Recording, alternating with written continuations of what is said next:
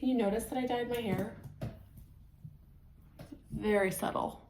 I was hoping for maybe a little bit more on the orangey side, but in certain lights, it works. That is not why I'm here chatting with you today.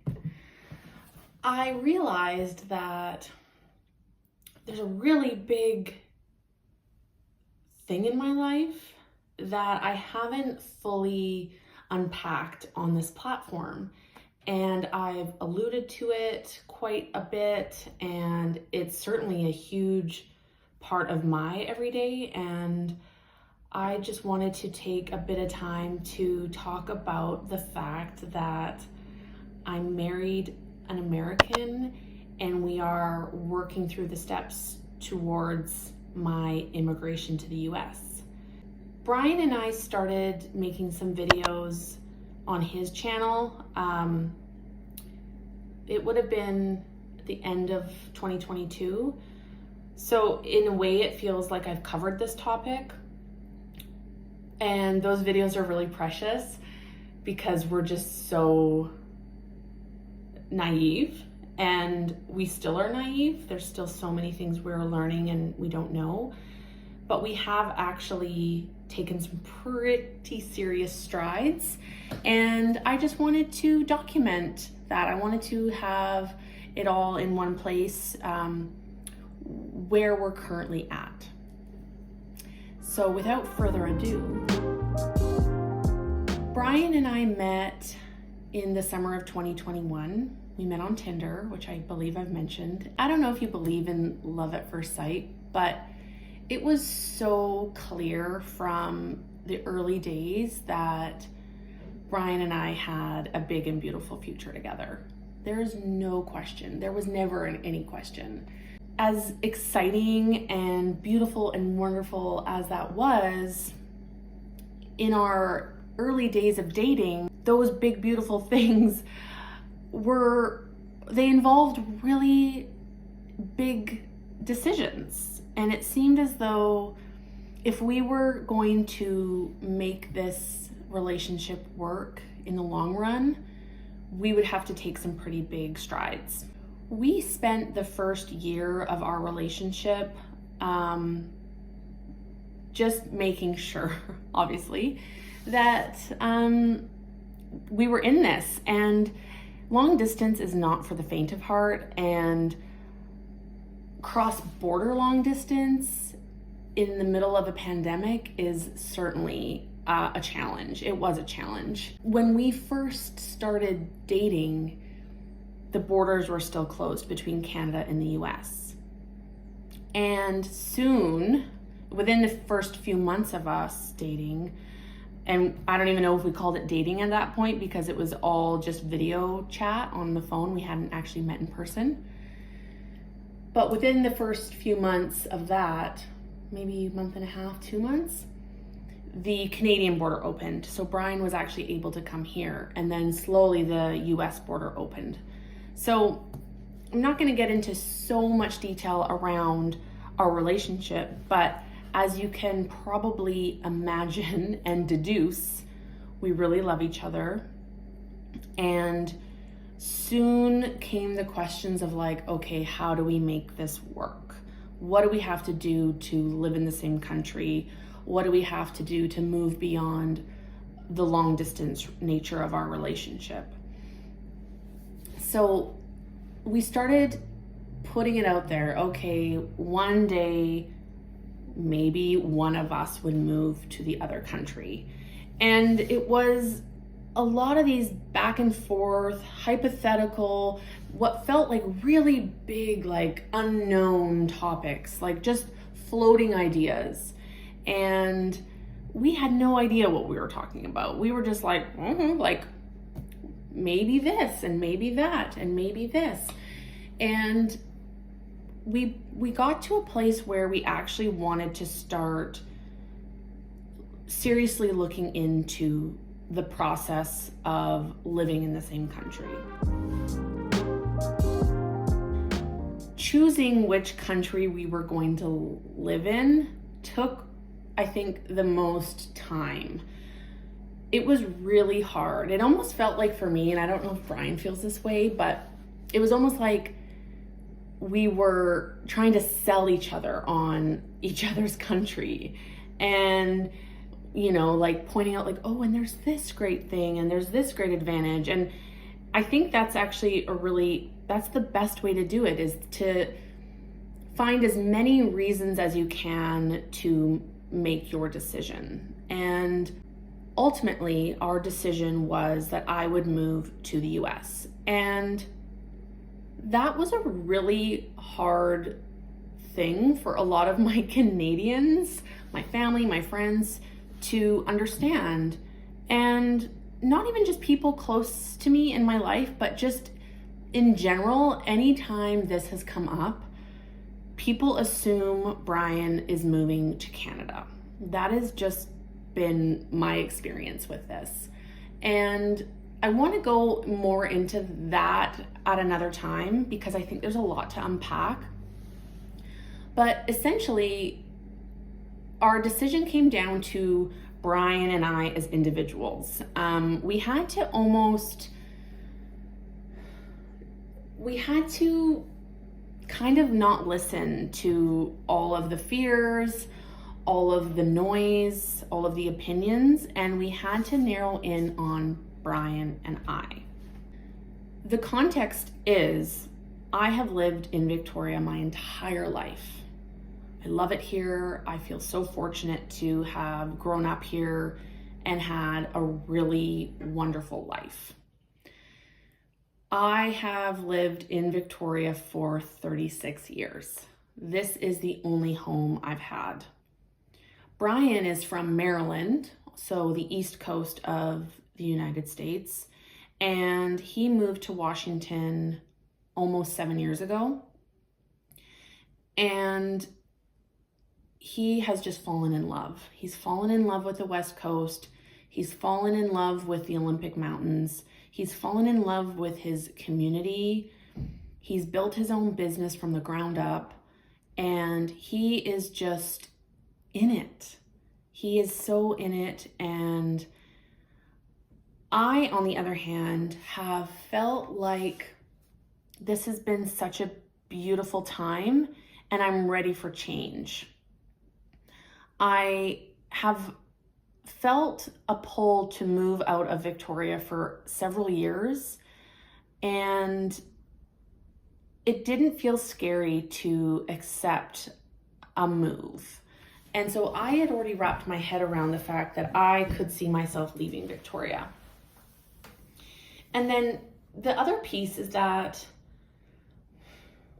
say Brian were to move here, I don't even think we could afford to live here, is the real truth. I wouldn't keep this apartment. It wouldn't be big enough for the both of us. It's not pet friendly, and Brian has a dog. And Brian runs a contracting business, so he's got tools and trucks and trailers, and he's got 2 campers. We got to talk about those campers, babe. But it just, city dwelling for that type of stuff is either impossible or super expensive. So if he were to move here, we'd be uprooting and starting from scratch somewhere else. And what I think has proven to be really important to me, being the kind of homebody that I am, is that if we're going to go through this big upheaval and these big changes, I want to feel grounded in some respect. And so to have Brian grounded and rooted in his community, and there is a chance that we could move into the home he's currently living in, that provided me with a huge sense of ease and calmness. So that was all the context that came into play when we were making our decision. Now, just because we've chosen for this to start with me moving to the States doesn't mean that we won't one day end up back in Canada. Like, there's so many unknowns, and we just had to take a first step. Our our decision was made. We knew what direction we were going, but then came the next unknown, which was, okay, well, what now? What is the legal process to make this happen? The more people we talked to, the more confusing things got. Everyone I have spoke to who has either moved to the States from Canada or moved to Canada from the States has so many unique qualities to their situation. No two people, like no one I've spoke to has done the same step by step because there's so much context. Like whether you moved here for work, whether you moved here during the pandemic, whether you had family here, there's so many things.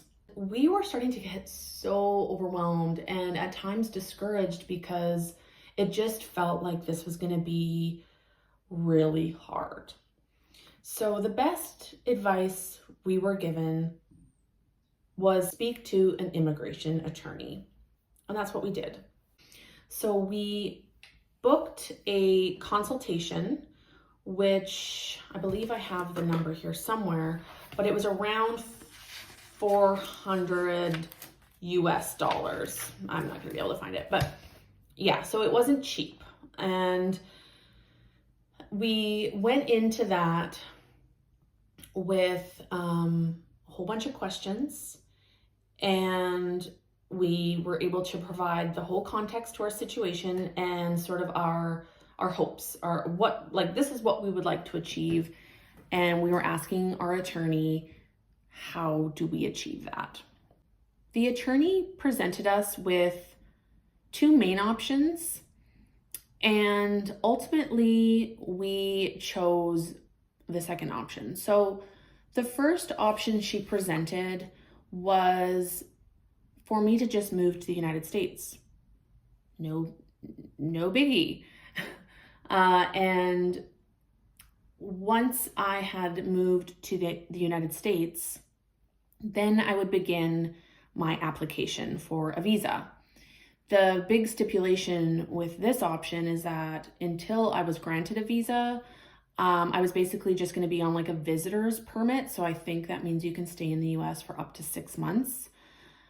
But as soon as I moved into that visa application stage, I would not be able to come back to Canada. So I would essentially have to stay in the US until I got that visa. And that also meant that I wouldn't be able to work. So that just filled up me with fear. And it was actually Brian who was like, is that the only option? Because, my dad is getting up there and his health isn't great. So to think that I would not be able to come home to Canada, that is really scary. Just in case anything happened with any of my family. And the other piece is like, I need to make money. It didn't make any sense. And so luckily she's like, oh, well, there's another visa option. We ended up applying for the I-130 visa, which is, if I'm gonna remember this name correctly, Petition for Alien Relative. And in order to apply for this visa, we had to be married, because it essentially is, as soon as we're married, I'm considered a relative to Brian, and he is then in a position to sponsor me on this visa. So if I had to be attached to somebody, and the legal way to attach myself to Brian was to marry him. So as soon as she said that, we were like, okay, we got to get married. And the wildest part about it is that it wasn't scary. Like, it may have just been because we entered into this like, well, this is what we need to do, so we're gonna do it because this is what we want. But there is also the piece that it's like, it is not scary to marry you, Brian. I adore you. I love you with my entire whole being and heart, and I will do whatever it takes. Like, it just, I don't know how to explain it other than saying it just made sense and there was no fear. So we left our meeting with the attorney feeling like, okay, we know what we need to do. We need to get married and then we can apply for this visa. So that's what we did. We got married in December, the week before Christmas. And as much as this marriage, this wedding was expedited for this visa, it was so special. And we didn't get to do, the whole big wedding, of course. Like, we planned it in a month and we spent less than $500. It was so special. From that, we got our marriage license. So our marriage license is the piece of legal documentation that we needed to apply for the visa. I was really nervous to even open up this visa application because I was worried that it was going to be asking all kinds of questions, that I was going to have to dig through all types of documentation and information and provide them with just oodles and oodles and oodles of context. It was a long application, but it was straightforward. There was nothing in there that stumped me. There was nothing in there that we didn't have the information for. The only thing that maybe was a little bit time consuming was giving histories of our employment and our addresses. For me, the both of those, there's been a lot in the last 5 years. So that was the most time consuming thing. There was nothing that we couldn't understand. There was nothing that we couldn't complete. And we just had to scan a few of our documents and send it off into the abyss. We had to pay quite a bit for the application. I believe it was $525 US. So, but gotta do what you gotta do. When we applied, the number or the amount of time that the attorney had floated around was 6 to 12 months. And so we had that in mind as a kind of okay, well, we won't expect to kind of hear anything for 6 to 12 months. Brian was here last weekend and we pulled up the application just to see if there'd been any, because it's all online, if there'd been any updates or any progress. And it had said right there on the website for us to expect things to get moving in 4 months. And that came to us as a big surprise, a happy surprise, but also holy shit, things could get moving pretty quickly. With that said, we have no idea what happens in 4 months. We don't actually have any information on what steps to expect. There's so much we don't know. And they aren't really forthcoming with the information. And we haven't been digging and trying to understand, because the last time we were trying to understand, we just ended up getting more confused. So I think if things continue to be confusing, further down the road, we'll likely book another consultation with the immigration attorney just to be help us kind of work through this. What we do know is that I will have to go in for an interview at either an embassy or a consulate. The immigration attorney said that it was going to be in Montreal, but then on the application, I was able to select which consulate I would like to have the interview at, and I chose Vancouver because cost-wise, that's just a no-brainer. I also anticipate eventually, I think once I get there, applying for my permanent residency. So the visa will give me enough to move there, but I still won't be able to work until I get my permanent residency. So this is still just first step, and I'm reluctant to do too much research on what's to come because there's so many things that could change. And there is this sliver of worry that what if I don't get approved? What if I don't get the visa? And I'm giving that none of my energy, but I also do think it's important to consider all all possibilities. And I know our hopes are way up. Like, in my mind, there's no other scenario that could really play out other than me moving and us living together and living happily ever after. But if there is an issue with our application in any kind of way, we don't know if that's just like an automatic, like, you're done, or if it'll be opportunity to have conversation and work through that. So that's where we're at. We love each other. We got married. We applied for the visa. We're waiting. And hopefully I'll move to Washington.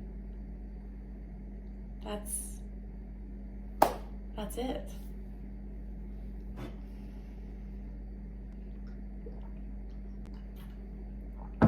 It's big stuff.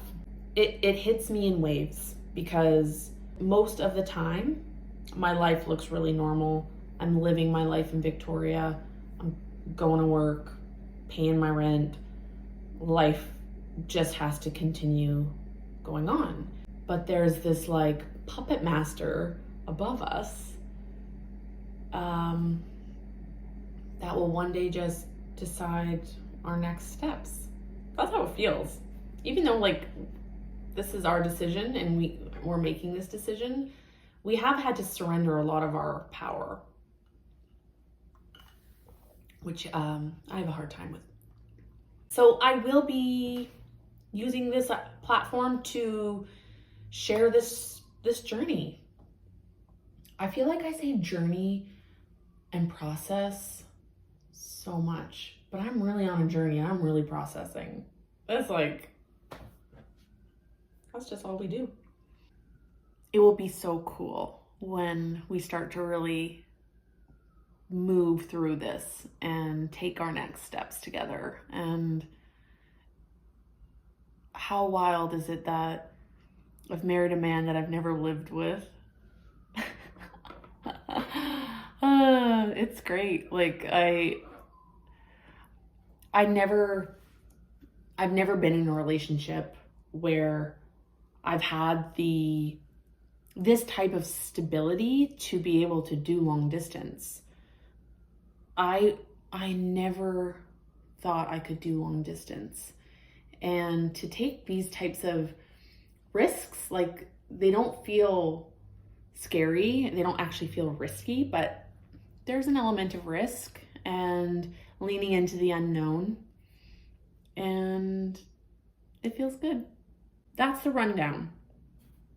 That's where we're at, and you'll be the second or third to know when there's any more information. See you soon.